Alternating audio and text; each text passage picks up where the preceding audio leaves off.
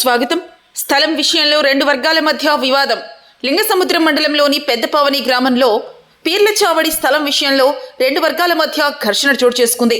గ్రామంలో గ్రామ సచివాలయం సమీపంలోని పీర్ల చావడి స్థలాన్ని కొంతమంది నుంచి ఒక వ్యక్తి గతంలో కొనుగోలు చేశారని తెలుస్తోంది.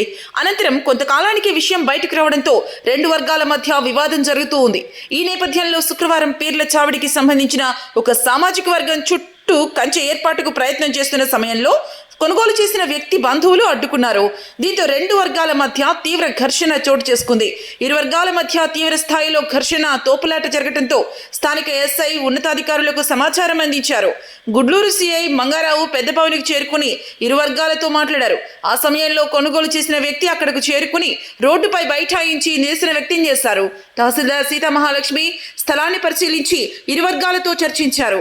కొనుగోలుకు సంబంధించిన పత్రాలను ఇస్తే పరిశీలిస్తానని తహసీల్దార్ అన్నారు. స్థలానికి సంబంధించి ఎలాంటి పత్రాలను అందించకపోవడంతో స్థలం చుట్టూ ఫెన్సింగ్ వేయించారు.